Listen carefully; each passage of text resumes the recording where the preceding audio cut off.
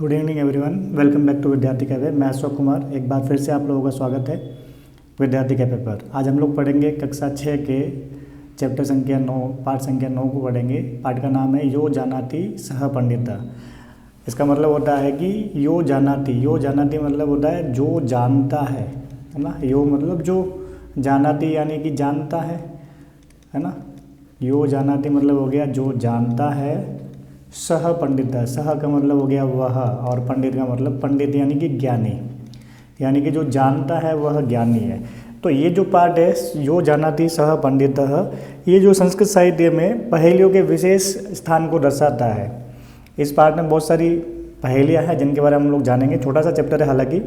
तो पहेलियाँ जो थी लोगों में मानसिक उल्लास उत्पन्न करती थी, बुद्धि की तार्किक शक्ति को बढ़ाती है। ठीक है, तो यानी कि लोगों के चिंतन करने की क्षमता जो है इससे विकसित होती है। तो हम लोग इस पाठ में कुछ पहेलियों को पढ़ेंगे। चलते हैं पाठ में आगे। तो पाठ में आगे बढ़ने से पहले यदि आप मेरे चैनल पर नए हैं तो मेरे चैनल को सब्सक्राइब जरूर कर लीजिएगा, वीडियो को लाइक करें, कमेंट करें और ज़्यादा से ज़्यादा लोगों को शेयर करें। चलते हैं आगे। पहली पहेली है, लिखा हुआ है, देखते समझते इसको क्या है। भोजनान्ते अर्थात भोजनान्ते च किं पेयम जयंत कस्य वे सुतः कथम विष्णुपदम प्रोक्तम तक्रम शक्रस्य दुर्लभम। इसका विवरण देख लेते हैं। भोजनान्ते, देखो भोजनान्ते में बेसिकली दो शब्द है, भोजन प्लस अंते। दो शब्द दीर्घ संधि होकर बन गया है कि भोजनान्ते। तो भोजनान्ते का मतलब हो गया भोजन के अंत में। तो यहाँ देखो विवरण में लिखा हुआ है भोजनस्य अंते, है ना। षष्ठी विभक्ति लगी है, षष्ठी का चिन्ह काके की होता है, और अंत में देखो सप्तमी विभक्ति लगी हुई है, सप्तमी विभक्ति का चिन्ह होता है मैं पे पर। तो भोजनान्ते का अंत हो गया भोजन के अंत में। भोजनस्य षष्ठी विभक्ति है, भोजन के अंत मतलब अंत में। किम पानीयम, किम का मतलब क्या, और पानीयम मतलब पीने योग्य है, यानी कि भोजन के अंत में क्या पीने योग्य है। फिर देखो दूसरा क्या बोला कि जयंत कस्य पुत्र, जयंत किसका पुत्र है। देखो लिखा ना जयंत कस्य वे सुतः, जयंत किसका पुत्र है। कथम विष्णु पदम प्रोक्तम, यानी कि विष्णु सानिध्यम, यानी कि विष्णु की समीपता, विष्णु के पास, विष्णु के जो है चरणों में स्थान। कथम कैसे, उक्तम कैसे बताया गया, यानी कि विष्णु के चरणों में स्थान जो है कैसे प्राप्त होगा, कैसे बताया गया है। ठीक, तो देखो इनके उत्तर भी इसी पहेली में दिए हुए हैं। सबसे पहले लिखा हुआ है तक्रम। तक्रम का मतलब होता है छाछ। तक्रम का मतलब होता है छाछ। देखो छाछ का चित्र दे रखा है ना, तक्रम यानी छाछ।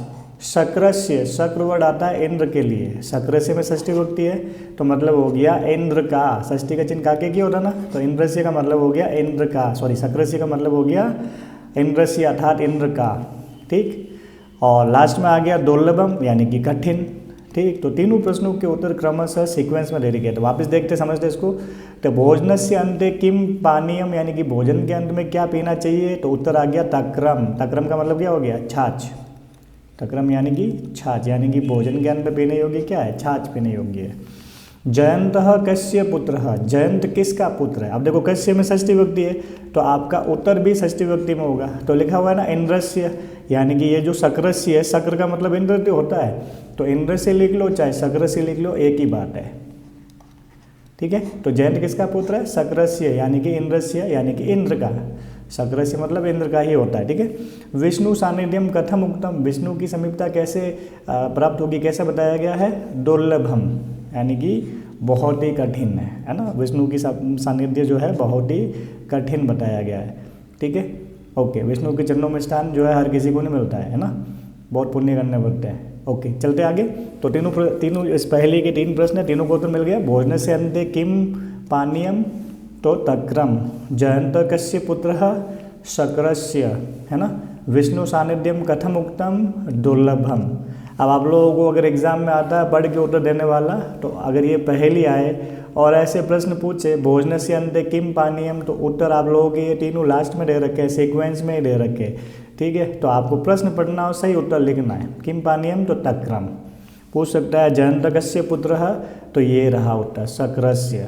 फिर लास्ट वाला प्रश्न बनता है ना विष्णु सानिध्यम कथम उक्तम, तो दुर्लभम। प्रश्न पूछे तो पढ़ के उत्तर भी दे सकते हैं। ओके, चलते हैं आगे दूसरी पहेली की ओर। ओके, ये इस पहेली के जो शब्दार्थ थे वो दिए गए हैं, आप लोग लिख लीजिएगा। भोजनांत का मतलब होता है भोजन के अंत में, पेयम यानी कि पीने योग्य, कस्य यानी कि किसका, प्रोक्तम मतलब कहा गया है, तक्रम का मतलब छाछ, और सक्रेसी का मतलब इंद्र का, और दुर्लभम का मतलब होता है कठिनम। ठीक, ओके। तो आप लोग मेरे चैनल को सब्सक्राइब कर लीजिएगा। अगर आप लोग मेरे चैनल पर नए हैं तो वीडियो को ज़्यादा से ज़्यादा लोगों को शेयर करिएगा। जो बच्चे 6 के उनको जरूर शेयर करिए, ठीक है। वीडियो को लाइक करिएगा और कमेंट करिएगा। चलते हैं दूसरी पहेली की ओर। ये इसका हिंदी अर्थ है जो हमने अभी डिस्कस किया है। फर्स्ट वाली पहेली का हिंदी अर्थ भावार्थ दे रखा है। ओके, चलते हैं आगे। नेक्स्ट पहेली देखिए क्या लिखा हुआ है। न तस्य आदिर न तस्यांते मध्ये यस्तस्य तिष्ठति त्वापि अस्ति ममापि अस्ति यदि जानासि तद्वद, है ना। देखो लिखा हुआ है न तस्य आदिर न तस्य आदि, आदिर लिखा हुआ है ना, ये विसर्ग संधि होती है, आदि ही, ठीक है। यानी कि न जिसके आदि में है, आदि का मतलब होता है आरंभ के दो, प्रारंभ के दो, शुरुआत में के दो, है ना। यानी कि जिसके आदि में, जिसके स्टार्ट में, जिसके प्रारंभ में, जिसके आरंभ में न हो। न का मतलब यहाँ पे नहीं है, यहाँ पे न का मतलब है न वर्ण, यानी कि जिसके स्टार्ट में न वर्ण आया हुआ हो। सबसे पहला वर्ण कौन सा है, न। ऐसा शब्द जिसके स्टार्ट में न वर्ण आया हुआ है, ठीक। तो न तस्य आदिर का मतलब क्या होगा, देखो तस्य आदिर लिखा हुआ है, तस्य प्लस आदि लिखा हुआ है ना, दो शब्द है यहाँ पे, तस्य प्लस आदि ही, है ना। तो यह में आ है और आगे आ है, तो यहाँ दीर्घ संधि हो रखी है, दो शब्द है, तस्य प्लस आदि।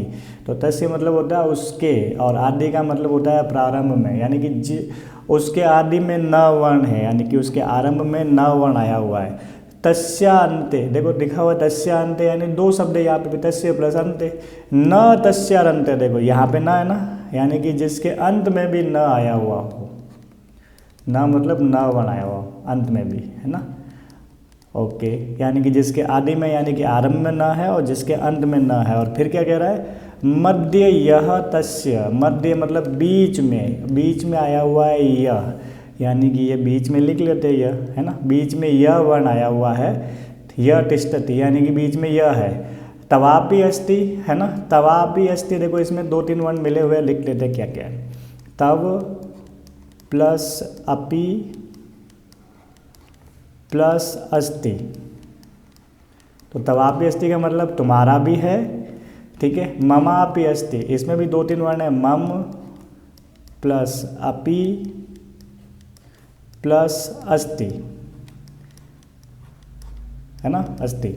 मम यानी मेरा, अपि यानी भी, अस्ति यानी है, यानी कि जो तुम्हारे पास, जो तुम्हारा भी है मेरा भी है। यदि जानासी तद्वद, यहाँ पे भी 2 शब्द है, तत् प्लस वद, है ना। त की जगह ही द हो रखा है। आगे बड़ी क्लास में जाओगे, संधि पढ़ेंगे तब समझ में आ जाएगा कैसे होता है, ठीक है। अभी के लिए मैंने बता दिया। तत्वद यानी कि वह बताओ, अगर जानते हो तो बताओ वो क्या है। यानी कि जिसके स्टार्ट में न है, आरंभ में, अंत में न है, आरंभ में न है और अंत में न है और बीच में यह है, ऐसा कौन सा शब्द है, देख लो, बन गया न, य, न, है ना। तो नयन होता है वो शब्द, यानी नयन का मतलब क्या होता है, आँख, है ना। नयन नेत्र चक्षुलोचन, नयन यानी कि आँख, ठीक। तो अब इससे भी आपको सवाल पूछ सकते हैं कि भाई, जैसे मान लो आपको पूछ लिया आदि, आदि शब्द से विलोम पदम किम, तो आपको पता होना चाहिए अंत, है ना। आदि का विलोम अंत होता है। आदि शब्द से विलोम पद किम, तो अंत, अंत शब्द से विलोम किम, तो आदि बता सकते हो आराम से। ओके, तो विवरण में देखो लिखा हुआ है तस्य आदि नह अस्ति, जिसके स्टार्ट में, यानी कि आदि मतलब प्रारंभ में, स्टार्ट में, शुरुआत में न अस्ति, न मतलब न वर्ण है, जिसके आरंभ में न वर्ण है। तस्य अंतः अपि न अस्ति, जिसके अंत में भी न वर्ण है। तस्य मध्य यह तिष्ठति, जिसके बीच में यह आया हुआ है, यानी कि यह वर्ण है। तत् तव अपि अस्ति, वह तुम्हारा भी है। तत् मम अपि अस्ति, वह मेरा भी है। यदि जानासि तद्वद, अगर जानते हो तो बताओ। तो कौन सा शब्द हो गया, नयन, यानी कि नयनम, नयन वर्ड है ना। तो नयनम, नयन। ओके, चलते आगे। तो ये इस पहेली जो हमने दूसरी वाली पहेली, उसके शब्दार्थ है, तो आप लोग इन शब्दार्थों को नोटबुक में नोट करके याद करिएगा, ठीक। चलते आगे। ये इसका शब्दार्थ है, यानी कि उसका आदि, जो है न है, उसके आदि में, यानी आदि का मतलब देख लो आरंभ होता है, आदि न है, उसका अंत भी न है, उसके मध्य में यह स्थित है, वह तुम्हारा भी है, वह मेरा भी, ये यदि जानते हो तो बताओ। तो वो शब्द कौन सा हो गया? नयन। शुरू में भी न, अंत में भी न, बीच में यह। चलते हैं आगे। ओके, नेक्स्ट पहेली जो है वो इस प्रकार दी हुई है। क्या लिखा हुआ है? वृक्षस्य अग्रे, वृक्षस्य अग्रे देखो षष्ठी विभक्ति भी है, वृक्षस्य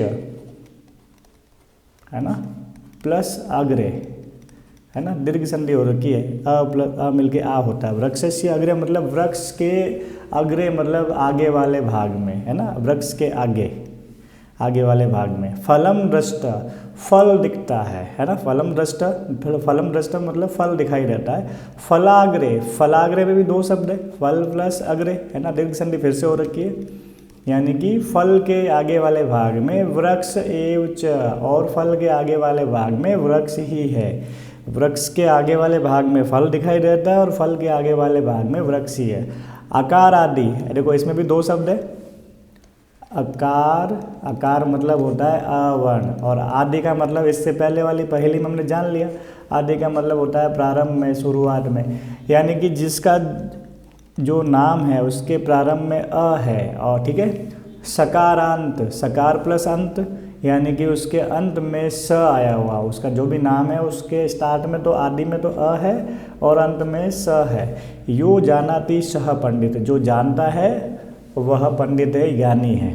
ठीक, तो आप लोग समझ गए होंगे है ना कि भाई ऐसा कौन सा जो है वृक्ष है जिसके वृक्ष के देखो विवरण में भी देख लेते हैं। वृक्ष से अग्रे फलम दृष्टम, जिस वृक्ष के आगे वाले भाग में फल दिखाई देता है। फलस्य अग्रे वृक्ष एव च, और फल के आगे वृक्ष ही है। अकार यस्य आदि, अ जिसके आरंभ में है, तथे वैसे ही सकार यस्य अंते अस्ति, सकार जिसके अंत में है, तत्पदम वह पद कौन सा है, वह नाम कौन सा है, सह यह जानाति सह पंडित, जानते हो तो आप पंडित हैं यानी कि ज्ञानी है। तो आप देख लो, चित्र देख लो, ये जो है पाइनएप्पल का चित्र दे रखा है ना, पाइनएप्पल को हिंदी में कहते हैं अनानास, पाइनएप्पल को क्या बोलते हैं, अनानास है ना। तो देखो आरंभ में अ आ गया, अंत में स आ गया, और बीच में देख लो अनानास हो गया है ना। तो देखो यहाँ पे ये जो है पेड़ था, पेड़ के आगे वाले भाग में फल दिखाई दे रहा है, और आप देख लो फिर से इस फल के आगे वाले भाग में पत्ते दिख रहे हैं, यानी कि पेड़ दिखाई दे रहा है एक तरह से।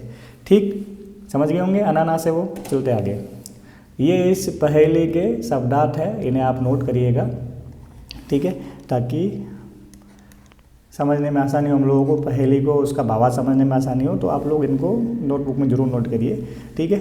मेरे वीडियो को लाइक ज़रूर करिए, चैनल को सब्सक्राइब करिएगा, ठीक, और अपने दोस्तों को शेयर करिएगा। चलते हैं आगे। ये इस पहेली का अनुवाद है जो हमने पढ़ा था अभी, भावार्थ है इसका, ठीक है, कि वृक्ष के अग्रभाग में फल दिखाई दिया और फल के आगे जो है वृक्ष ही है। आकार जिसमें शुरू और वैसे ही सकार अंत में है, उस पद को जानते हो वह विद्वान है। ठीक, तो अनानास है वो। चलते आगे। ओके, ये वाला भी बहुत अच्छी पहेली है। ठीक, देखो क्या लिखा हुआ है, किम इच्छन्ति नरः काश्याम। काश्याम में देखो काशी शब्द से ही काश्याम बना हुआ है, सप्तमी विभक्ति है। लता शब्द याद होंगे आपको, लतायाम होता है ना, वैसे ही काश्याम लिखा हुआ है, और सप्तमी का चिन्ह होता है मैं, पेपर, तो काशी में। और किम इच्छन्ति यानी कि क्या चाहते हैं, नर, नर यानी कि मनुष्य या पुरुष। मनुष्य काशी में क्या चाहता है, मनुष्य काशी में क्या चाहता है। भूपा नाम को रणे हित, भूप का मतलब होता है राजा, यानी कि राजाओं का रण में युद्ध में क्या हित है। को वंद्य सर्व देवा नाम, कौन जो है सभी देवताओं को वंदनीय है, जिसकी पूजा सभी देवता करते हैं। दीयताम एक उत्तरम, उसका एक उत्तर दीजिए। अब देखते हैं विवरण में, वापिस थोड़ा सरल लगेगा। मनुष्य काश्याम किम इच्छन्ति, मनुष्य काशी में क्या चाहता है। ठीक, तो काशी में चाहता है मनुष्य मृत्यु। अब मृत्यु क्यों चाहता है, क्योंकि ऐसा माना जाता है ना कि काशी में मृत्यु होती है किसी की तो उसे मोक्ष की प्राप्ति होता है, भगवान शिव की शरण में पहुंच जाता है, उसको मोक्ष मिल जाता है, मुक्ति मिल जाती है। ठीक, युद्धे महाराजा नाम कह हित, भूपा नाम लिखा हो रहा ना, भूप मतलब राजा ही होता है, तो महाराजा नाम कह हित, युद्ध में राजाओं का हित क्या है, जय, है ना। युद्ध में हर राजा क्या करना चाहता है, जय प्राप्त करना चाहता है, जीतना चाहता है।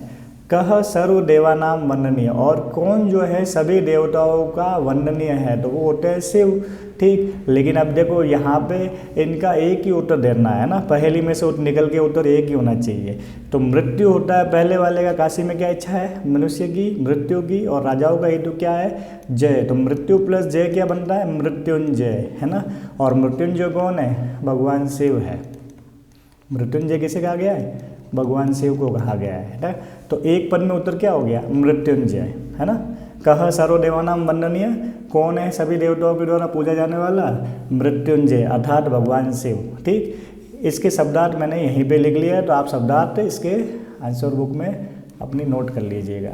चलते आगे। ओके, देखो ये इसका हिंदी अनुवाद दे रखा है जो हमने अभी पढ़ा था, डिस्कस किया था। मनुष्य काशी में क्या चाहता है, अर्थात मृत्यु चाहता है। राजाओं का युद्ध में क्या हित है, जय। और सब देवताओं में कौन वंदनीय है, तो मृत्युंजय। इसका सभी का एक ही उत्तर हो गया, है ना, मृत्यु प्लस जय, मृत्युंजय। ओके, अगली पहेली में चलते हैं। ओके, देखो लिखा हुआ है, कुलालस्य ग्रहे ही अर्धः, है ना, तदर्थ हस्ना तदर्थम अर्धम, है ना, अर्धम दाइए, तदर्थम हस्तिनापुरे द्वयम मिलित्वा लंकायाम यो जानाति सह पंडित। देखो थोड़ा विवरण पढ़ लेते, थोड़ा इजी लगेगा। एक मिनट, थोड़ा इंक चेंज कर लेते, लाल पे लाल दिखाई नहीं देगा आप लोगों को। ठीक है, एक मिनट। ओके, कुंभकारस्य गृहे एकम अर्धम किम अस्ति। कुंभकार के घर में एक आधा है। अब कुंभकार के घर में एक आधा है, यानी कि कुंभकार के घर में क्या होता है, कुंभ होता है ना। कुंभकार क्या बनाता है, कुंभ, यानी कि घड़ा बनाता है, घड़े को बोलते हैं कुंभ। ठीक, हस्तिनापुरे तस्य अपरम अर्धम किम अस्ति, और उस जो भी जिसकी बात कर रहे हैं उसका आधा जो है, जिस व्यक्ति के नाम की बात कर रहे हैं उसका आधा, अपर यानी कि जो दूसरा आधा भाग है वो हस्तिनापुर में है ना। द्वयम मिलित्वा पूर्ण रूपम लंकायाम अस्ति, और उन दोनों को मिला दिया जाए तो उसका पूर्ण रूप बनता है जो लंका में है। अब हम लोग थोड़ा इसको लंका में रहने वाले कौन कौन थे उनकी बात कर लेते हैं। जैसे रावण है, विभीषण है, ठीक है, और कौन है, मेघनाद है, ठीक है, और कौन है, कुंभकर्ण है, ठीक है, कुंभकर्ण, एक कुंभकर्ण है। अब इनके बात करें कि भाई अगर इनके नामों की बात करें तो आधा आधा नाम अगर करें तो कोई भी, देखो वे भी का मतलब कुछ ऐसा नहीं है कि कोई घड़ा है जो कुमार के घर में रहो। रावण के में आधा आधा करे तो ऐसा कुमार के घर में रहने वाला कोई नहीं बनता है। मेघ का मतलब जो बादल होता है वो भी कुमार के घर वाला नहीं। अगर इसको हम लोग दो भागों में बांटे तो कुंभ का मतलब होता है घड़ा, तो इसका आधा नाम जो है, आधा जो है कुमार के घड़े में है, सॉरी कुमार के घर में है, कुंभ यानी कि घड़ा, है ना। और उसका आधा, दूसरा आधा भाग जो है वो हस्तिनापुर में रहता है, हस्तिनापुर में है। हस्तिनापुर में कौन था, कर्ण था, कर्ण हस्तिनापुर में रहता था। ठीक, उन दोनों को मिला दिया जाए तो पूर्ण रूप लंकायाम अस्ति, और वो जो पूर्ण रूप से लंका में है, तो लंका में कौन था, कुंभकर्ण था। ठीक है, तो इस पहले का उत्तर क्या हो गया, कुंभकर्ण। चलते हैं आगे। ये इस पहेली के शब्दार्थ है, आप लोग नोट कर लीजिएगा। ओके, ठीक, ये इसका सरलार्थ है। सरलार्थ जो हमने पढ़ा था पहली, उसका सरलार्थ दिया हुआ, कुमार के घर में आधा, उससे आधा हस्तिनापुर में, दोनों मिलकर लंका में है, जो जानता है वह विद्वान है। पंडित मतलब विद्वान, ज्ञानी है, तो वो कौन है, कुंभकर्ण है। ठीक, तो ये आप लोगों का पाठ था, यो जानाति सह पंडितः। ठीक, अगले भाग में हम लोग जो है इसके प्रश्नोत्तर पर चर्चा करेंगे। आज के लिए बस इतना ही। चैनल में आप लोग अगर मेरे चैनल पर नए हैं तो चैनल को सब्सक्राइब करिएगा, वीडियो को ज़्यादा से ज़्यादा अपने मित्रों को, फ्रेंड्स को शेयर करिएगा। ठीक, और वीडियो को जो है आप लोग लाइक करिएगा। अगर आप लोगों को मेरा वीडियो अच्छा लगा हो तो कमेंट करिएगा आप लोगों को वीडियो कैसा लगा। धन्यवाद।